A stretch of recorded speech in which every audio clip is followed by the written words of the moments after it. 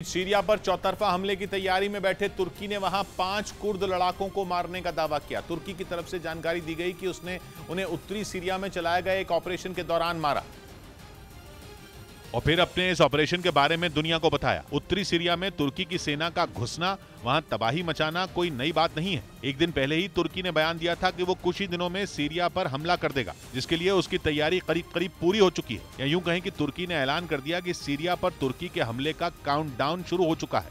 और इसी बीच तुर्की ने उत्तरी सीरिया में चलाए गए उसके एक और ऑपरेशन की जानकारी दी और बताया कि उसने वहां 5 कुर्द लड़ाकों को मारा है, क्योंकि उसे शक था कि वो कुर्द लड़ाके तुर्की के सैनिकों पर हमला करने की तैयारी में थे। वैसे तुर्की कई दिनों से कह रहा है कि वो सीरिया के खिलाफ जंग छेड़ने वाला है और उस पर जमीन और आसमान दोनों तरफ से हवाई हमला करने वाला है।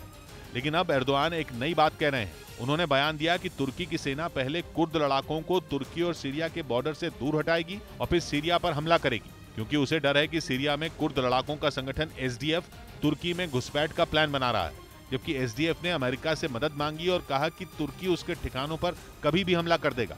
यानी तुर्की हमला करे या न करे, उसने एसडीएफ को डरा जरूर दिया है। यूके में करवाई गई जनगणना में ईसाई समुदाय की आबादी पर चौंकाने वाले आंकड़े सामने आए।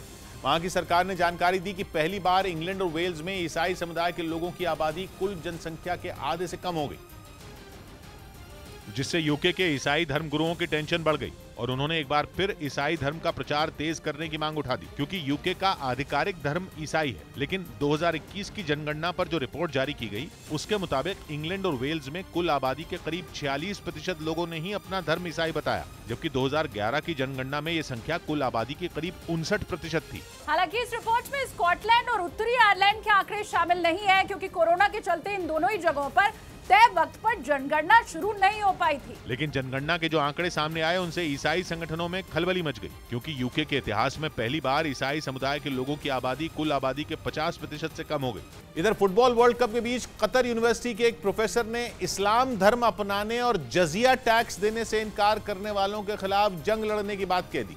एक रोज पहले ही वहां एक मौलाना ने कतर को वर्ल्ड कप कराने के बजाय परमाणु बम बनाने की नसीहत दी थी। और अब कतर यूनिवर्सिटी में इस्लामिक शिक्षा के प्रोफेसर डॉक्टर शफी अल हजरी ने जहर उगल दिया। एक इंटरव्यू में उन्होंने ये तक कह दिया कि बाहर से कतर आने वाले लोगों को इस्लाम धर्म अपनाना होगा और जो ऐसा नहीं करेंगे उन्हें जजिया टैक्स देना होगा। हर्ब हुआ खुतवा लिमन रफदा अद्दअवा। जजिया एक तरह का धार्मिक टैक्स होता है, जिसे किसी मुस्लिम देश में रहने वाले गैर मुस्लिम लोगों से वसूला जाता है। प्रोफेसर का यह भी कहना है कि दूसरे देशों से आने वाले लोगों की वजह से उनके इस्लामिक देश की छवि को नुकसान पहुंच सकता है। असल में कतर एक मुस्लिम देश है जहां कड़े धार्मिक नियम लागू हैं। ऊपर से वो सबसे महंगे फुटबॉल वर्ल्ड कप की मेजबानी कर रहा है, जो वहां के धर्मगुरुओं को फूटी आंख नहीं भा रहा।